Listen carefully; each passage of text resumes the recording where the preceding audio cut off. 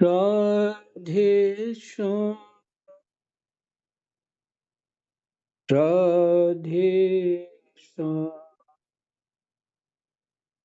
जय जय राधे श्याम। श्री गणेशाय नमः। श्री सीतारामाभ्यां नमः। श्री हनुमते नमः। श्री उमापते नमः। श्री गुरुवे नमः। सब संतन की जय जय। जय जय सीताराम। राधे श्याम। श्रीमद् भागवत महापुराण तृतीय स्कंद 9वां अध्याय। प्रसंग है ब्रह्मा जी द्वारा भगवान की स्तुति।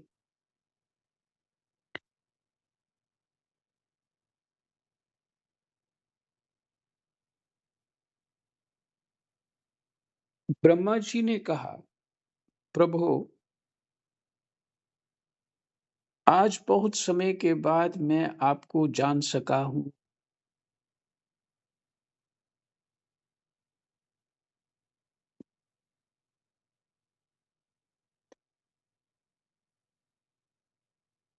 रामायण में है कि प्रभु आपको वही जान सकता है जिसको आप चाहते हैं कि ये जान ले मुझे। जान ही देहु देहु देहि जनाई। जाने हु जेहु देहि जनाई, कुछ ऐसा है। तो ब्रह्मा जी का तप दिव्य 100 वर्ष और ब्रह्मा जी के एक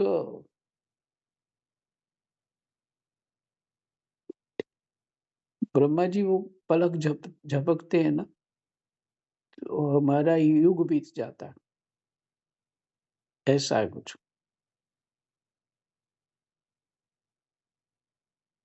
प्रभु आज बहुत समय के बाद मैं आपको जान सका हूं। अर्थात इतनी देर तक ब्रह्मा जी ने तप किया, ये भाव है। फिर भगवान का कह रहे कि आपने कृपा करके, और पीछे आपने सुना ही कि उन्होंने तप किस तरह से किया। वहां जल था, कमल था, ब्रह्मा जी थे और दिशाएं थी, बस और कुछ नहीं था। उनसे भी चित्त हटा लिया, अपने आप में स्थिर हो गए, क्योंकि और कुछ ज्ञान ही नहीं था। और जो तुरीयावस्था की बात होती है, ये वही है। चित्त का निरोध करके उस अवस्था में पहुंच जाएंगे। यहाँ बुद्धि का कोई काम नहीं, वहां पे अनुभूति होगी। आत्मा से परमात्मा की अनुभूति हो जाएगी।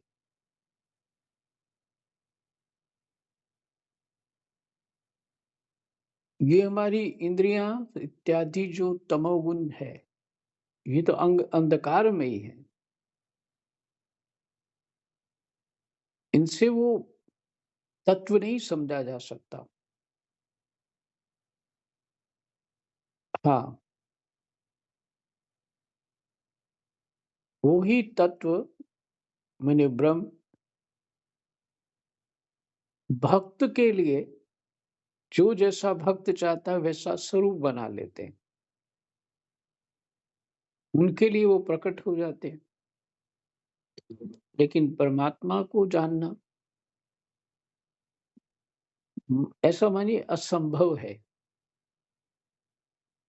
और तभी होता है जब सभी बुद्धि भी जहां विश्राम हो जाएगी, चित्त निरोध हो जाएगा, उसके बाद की कहानी है वो। आगे और साधना की स्थिरता की आवश्यकता है। बुद्धि तो रजोगुनी ही है, क्योंकि ब्रह्मा का स्थान है ना, तो ब्रह्मा रजोगुनी। क्रिया करना, कुछ निर्माण करना। प्रभु, आज बहुत समय के बाद मैं आपको जान सका हूँ। ओह! कैसे दुर्भाग्य की बात है कि देहधारी जीव आपके स्वरूप को नहीं जान पाते।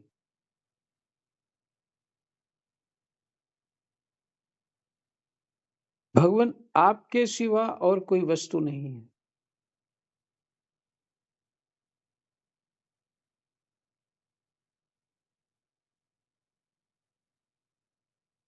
जो वस्तु प्रतीत होती है वह भी स्वरूपतः सत्य नहीं है। क्योंकि माया के गुणों के क्षुभित होने के कारण केवल आप ही अनेकों रूपों में प्रतीत हो रहे हैं।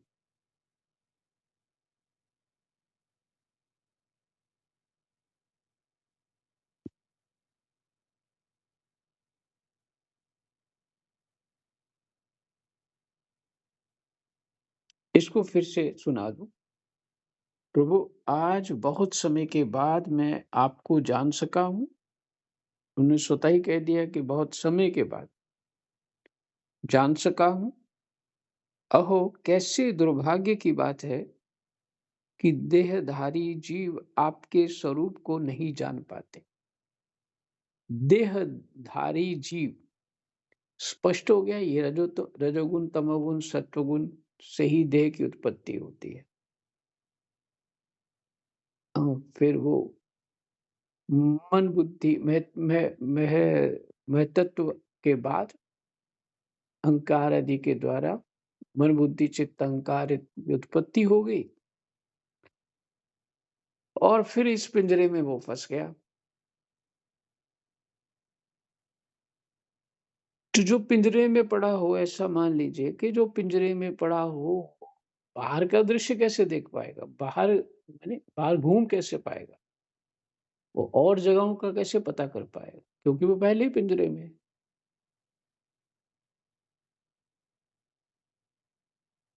ये जो शरीर प्राप्त हुआ है, जिसको हम समझ नहीं पा रहे हैं कि ये एक बंधन है, उसी को नहीं समझ पा रहे। रोज-रोज की बात होती है, पर फिर भी नहीं समझ पा रहे।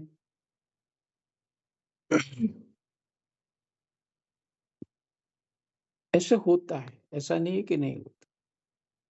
क्योंकि जन्म-जन्मांतर से चित्त-वृत्तियाँ संसार के व्यवहार में एकदम ओत-प्रोत हुई पड़ी हैं। संसार की भाषा समझ आती है, पर वो समझ आ जाती जल्दी से, सब सीख लेता है, पर अध्यात्म की ओर चित्त ही नहीं जाता। वो तो करुणावश परमात्मा कोई घटना ऐसी हो जाती है, स्थिति ऐसी बन जाती है, कहीं ऐसे लोगों का संग मिल जाता है तो उसमें उसकी रुचि हो जाएगी। ये तो भगवत कृपा से ही होती है। और संसार में जिसकी मनोकामनाएँ लगातार पूर्ति होती जा रही हों, वो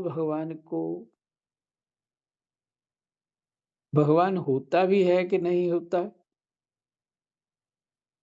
इसमें भी उसको संशय होता है पूरी तरह से। संशय क्या, मानता ही नहीं।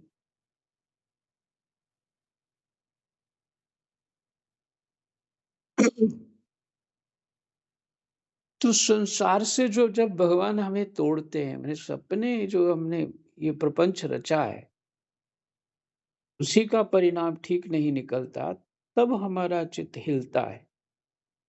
कष्ट के कारण परमात्मा को स्मरण करने लग जाते। क्यों? फिर वहीं शांति आती है और कहीं आती नहीं।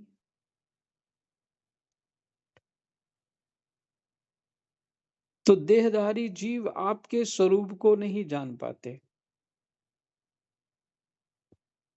यही कारण है कि जीव आँख से देखना चाहता है परमात्मा कहाँ है, पर वो आँख ही मिथ्या है। जिस आँख को हम सत्य समझ रहे हैं, वही मिथ्या है।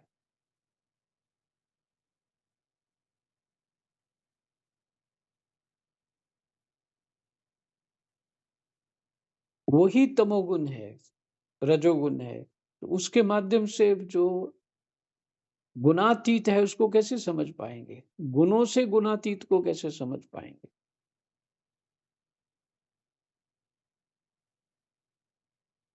इसलिए योगी चित्त निरोध कर लेते हैं। कोई नाम जप में मस्त होकर के चित्त निरोध कर लेता है। कोई भगवान की सेवा, पूजा, वार्ता में मस्त हो जाता है, उसी में समाधिस्थ हो जाता है। उसमें मस्त हो जाना, उसमें रस आना, यही समाधिस्थ हो जाना है उसमें। कोई गीता आदि उपनिषदों से कर्म योग, भक्ति योग, ज्ञान योग को समझ करके अपने कर्तव्य कर्मों को शास्त्र के आधार से, शास्त्र के अनुसार निष्काम कर्म करते हुए, अर्थात अपनी कोई इच्छा ना होते हुए, कर्तव्य मानते हुए, ये परमात्मा की सेवा है, ऐसे कर्म करता रहता है, ये परमात्मा की सेवा है। उस बात को समझ करके कर्तव्य कर्म करता है, तो उसके सारे कर्म ही भगवान की सेवा हो जाते हैं। कुछ भी कर्म करे, सब भगवान की सेवा हो जाती है।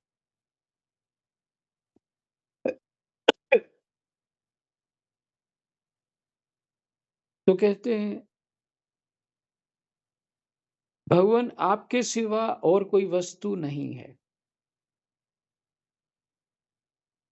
तो यहाँ सभी बात जो है समझ में आनी चाहिए कि इंद्रियां तो हमको अलग अलग वस्तुएं दिखा रही है, अलग दो लोग दिखा रहे हैं, हमारे ज्ञान भी हमारा एक दूसरे में भेद कर रहा है।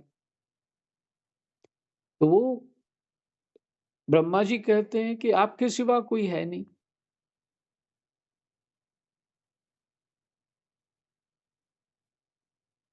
तो फिर हम जो देख रहे हैं, जो भी अभी देख रहे हैं, वो सब सही नहीं देख पा रहे, सत असत है। वो असत ही देख पा रहे हैं क्योंकि हमारा ही ज्ञान ठीक नहीं है।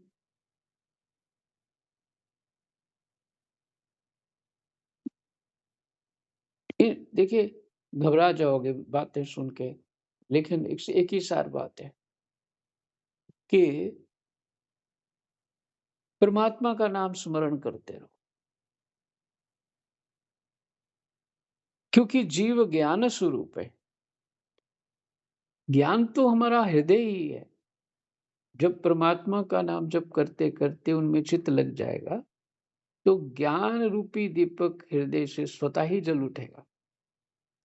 तो जो शास्त्र पुराण वेद में है, वो हृदय में प्रकट हो जाएगा।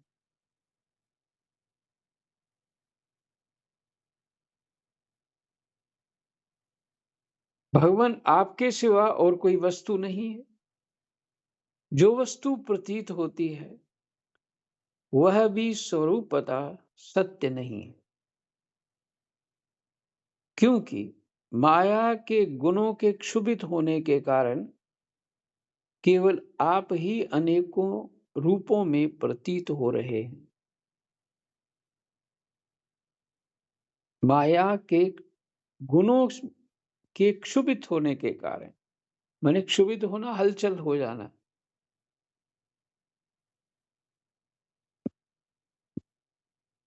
मान लीजिए आपने अग्नि पे जल रखा है, तो थोड़ी देर बाद वो उसमें हलचल होनी शुरू हो जाती है, उबलने लगता है।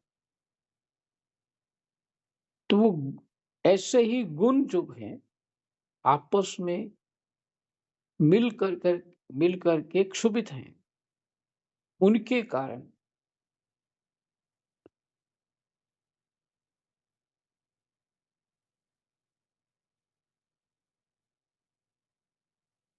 केवल आप ही अनेकों रूपों में प्रतीत हो रहे हैं।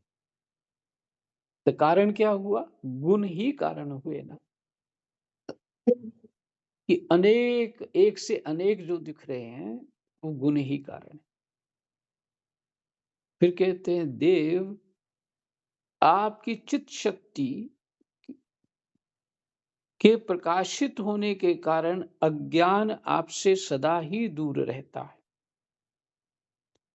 आपकी चित्त शक्ति जो है सदा प्रकाशित रहती, तो आपको अज्ञान आपसे दूर रहता है।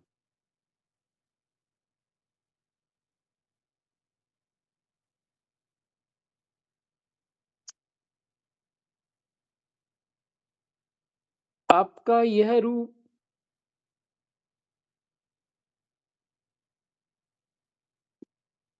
जिसके नाभि कमल से मैं प्रकट हुआ हूं, सैकड़ों अवतारों का मूल कारण है।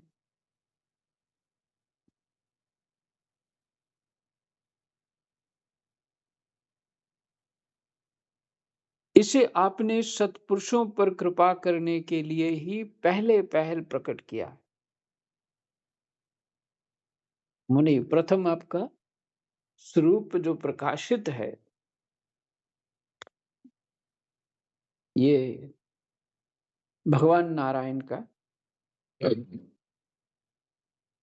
पहले पहल सबसे पहले ही प्रकट हुआ है।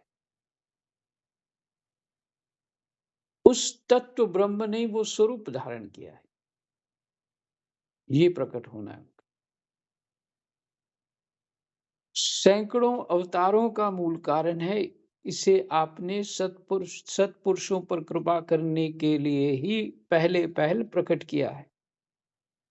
परमात्मन आपका जो आनंद मात्र भेद रहित अखंड तेजोमय स्वरूप है, इस बात को जरा ध्यान देंगे। आपका जो आनंद मात्र और कुछ है ही नहीं, सबका स्वरूप आनंद मात्र ही है, क्योंकि भगवान के अंश है जीव। आनंद मात्र भेद रहित उसमें कोई भेद किसी तरह का नहीं है, वो एक ही है। अखंड तेजोमय, सदा रहने वाला तेजोमय अखंड है, उसे मैं इससे भिन्न नहीं समझता।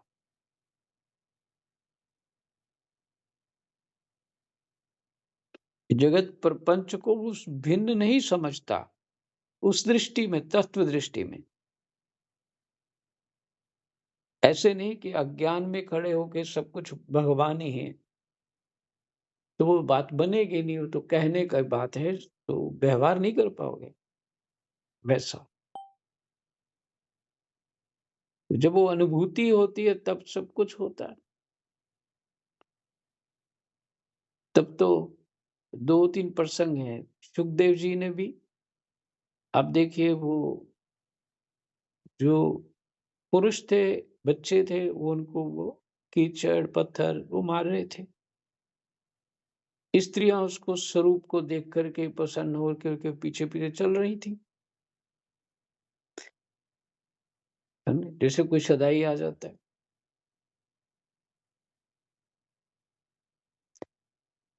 तितिक्षु ब्राह्मण ने कहा कि सब माया के वशीभूत हैं। ऐसे बहुत संतों का ऐसा वर्णन है जिन्होंने अपने स्वरूप में स्थापित होकर के सहन नहीं किया, उनको अनुभूति ही नहीं होता वो दुख, वो कष्ट कितना सताया। तितिक्षु ब्राह्मण को सुखदेव जी और एक महापुरुष जो भागवत में हुए हैं, जो पड़े ही रहते थे, लेटे-लेटे ही टट्टी कर देते थे। मैं नाम भूल गया हूँ। राजा हुए राजा हुए उसके बाद में उनका अ,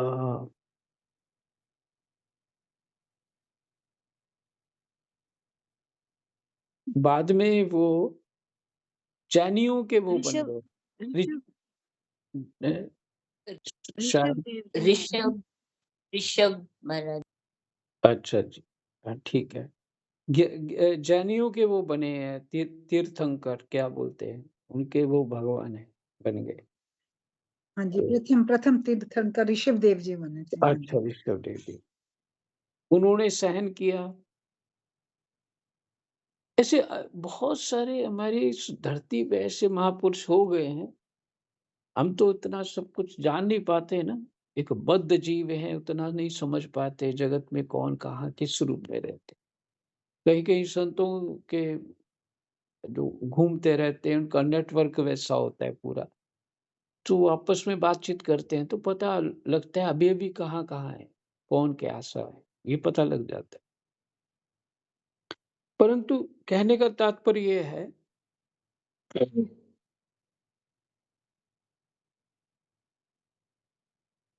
वो लोग कह सकते हैं कि सब कुछ ब्रह्म है। हम लोग इस स्थिति में हम थोड़ा बहुत बातें सुना के, पाठ पढ़ के थोड़ा बहुत सहन भी कर लेंगे, लेकिन एक समय पे हम इतना ब्लास्ट हो जाएँगे, जो सामने है वो ही गया फिर। उसका ही कुछ और कर देंगे। तो वो अनुभूति में ऐसा ये उसके लिए कहा गया है, जिनको अनुभूति हो रही है। आपका जो आनंद मात्र भेद रहित अखंड तेजोमय स्वरूप है, उसे मैं इससे भिन्न नहीं समझता। इसलिए मैंने विश्व की रचना करने वाले होने पर भी कोई ब्रह्मा विश्व की रचना करने वाले, विश्व अतीत आपके इस अद्वितीय रूप की ही शरण ली है। विश्वातीत मैंने विश्वातीत संधि करके विश्वातीत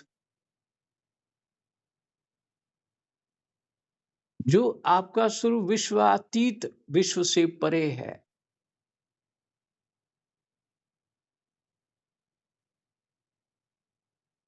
हम्म,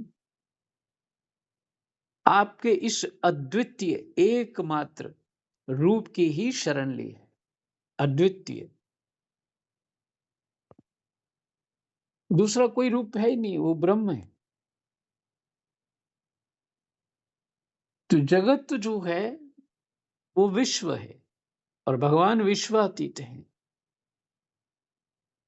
तो विश्व ने विश्वातीत को कैसे पकड़ेगा वो? जब तक वो जीव स्वयं विश्व अतीत नहीं होगा तब तक विश्वातीत को समझ नहीं पाए। इसलिए ब्रह्मा जी कह रहे हैं कि मैंने आपको जान लिया।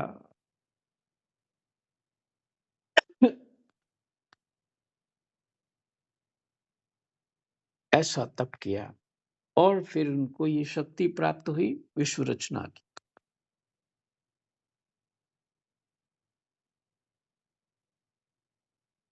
यही संपूर्ण भूत और इंद्रियों का भी अधिष्ठान है।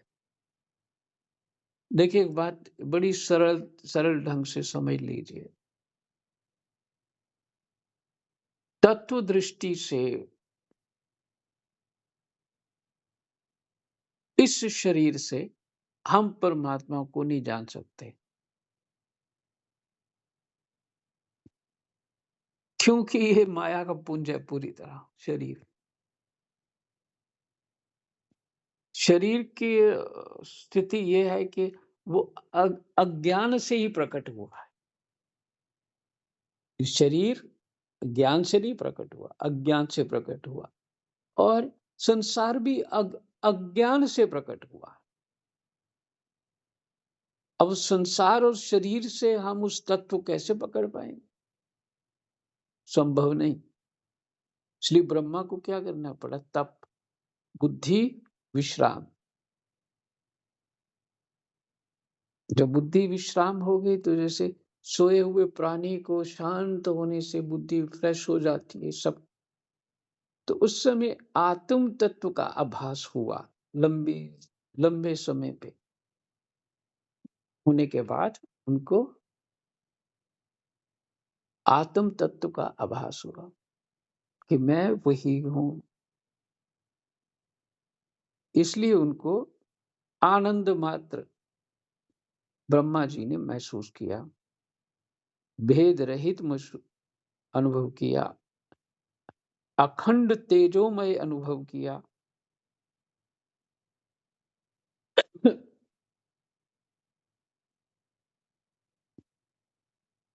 हे विश्व कल्याणमय, मैं आपका उपासक हूं।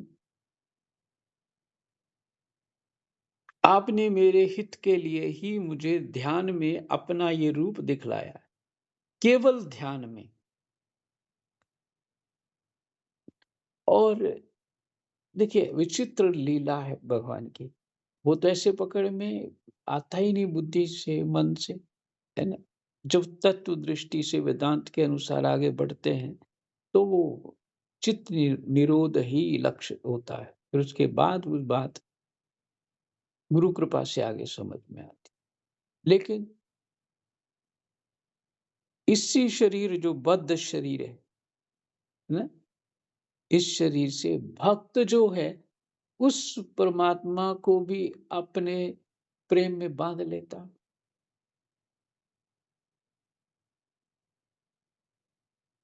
बिल्कुल अलग बात है ये, है ना?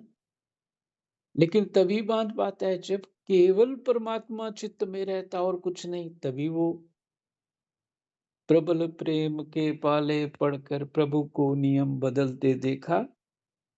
अपना मान टरे सो टरे, पर भक्त का मान न टरते देखा।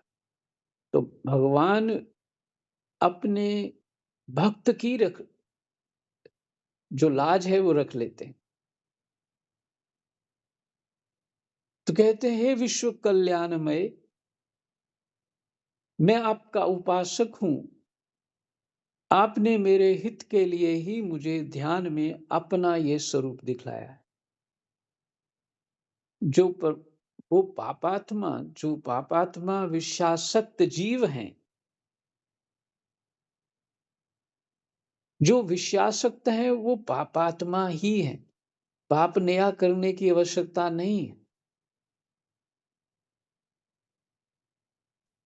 विषयासक्त।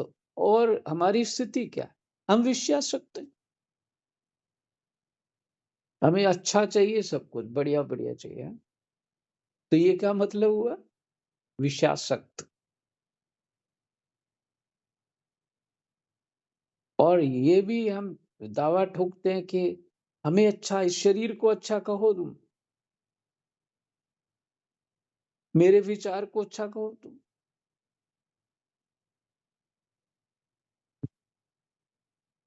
और उस बात की पुष्टि के लिए हम कितना पापड़ बेलते हैं, क्या क्या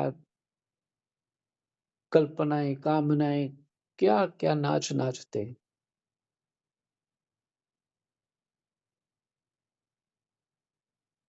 तो जो ये सब करता है वो विषयासक्त है।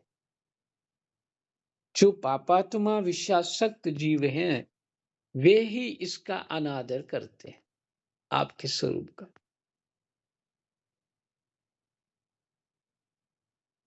मैं तो आपको इसी रूप में बार बार नमस्कार करता। इसलिए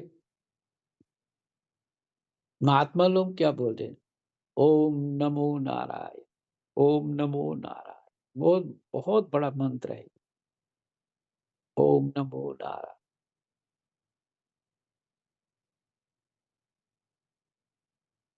कौन से स्वरूप का? वही जहां से, जिस नाभि कमल से ब्रह्मा का जन्म हुआ, जिसके इनकी नाभि से कमल उत्पन्न हुआ, ऐसे जो नारायण हैं,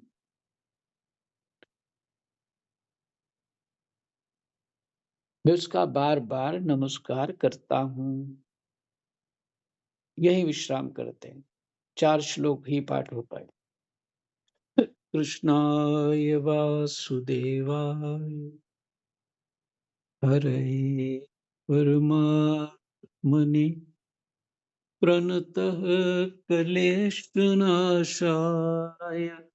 गोविन्दाय नमो